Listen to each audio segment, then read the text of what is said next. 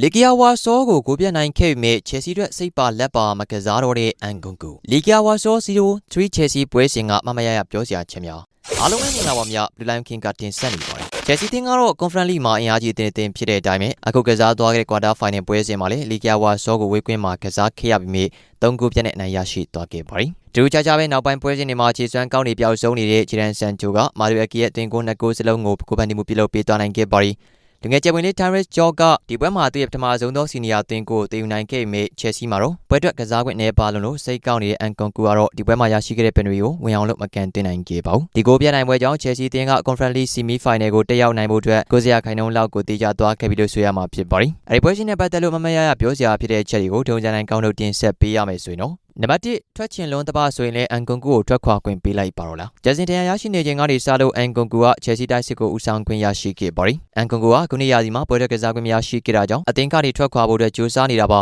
ဒါပေမဲ့တကယ်တမ်းပွဲထွက်ကစားခွင့်ရရှိခဲ့တဲ့အချိန်မှာအန်ကွန်ကူကသူ့ကိုဘယ်လိုမှယုံကြည်ပေးလို့မရနိုင်တဲ့ခြေစွမ်းမျိုးနဲ့ကစားပုံကအတူလေးကိုစုပ်ပြတ်တက်နေကြတာဖြစ်ပါတယ်နောက်ပိုင်းပွဲစဉ်တွေမှာဆိုရင်တော့အန်ကွန်ကူရဲ့ခြေစွမ်းတွေကပိုဆိုးလာပါတယ်ချယ်ဆီအတွက်ကစားပေးဖို့ဆန္ဒမရှိတော့တဲ့ပုံမှာပြီးချယ်ဆီဂျာစီနဲ့လိုကိုကြီးကိုမှအားမနာတဲ့ဒီလိုကစားမမျိုးကိုအသင်းကနေရောင်းထုတ်လိုက်တင်ပြီလို့ယူဆမိပါတယ်ဒီပွဲမှာလည်း AACC တီကန်ရတဲ့ပင်ရီကိုတောင်မှာအန်ကွန်ကူကဝင်ရောက်မကန်တင်နိုင်ခဲ့ပါဘူးနံပါတ်2ကစားမတွေကို rotation လုပ်ကစားလာစေခဲ့တဲ့ Morris က Conference League ကချယ်ဆီတက်ဒီနိုထကန်ရင်တောင်မှရအောင်ယူလိုက်လို့ရတဲ့ဖလားဖြစ်ပါတယ်ကစားမတွေရဲ့စိတ်သက်ပြင်းပြမှုကလည်းလိုအပ်ပါတယ်ဒါပေမဲ့လက်ရှိချိန်မှာတော့ချယ်ဆီတင်းနေနဲ့လာမယ့်ရာသီမှာချန်ပီယံလိဝင်ခွင့်ရရှိနိုင်ဖို့ပရီးမီးယားလိမှာအဆင့်5အတွင်းဝင်ပြီးရာသီသိမ်းနိုင်ဖို့လိုအပ်ပါတယ်အဲဒါကြောင့်လည်းခုဆိုရင်တော့မာရက်စကာကအလှည့်ကျလူထုတ်ပုံကိုစနစ်ကျနဲ့သုံးဆွဲလာခဲ့ပါတယ်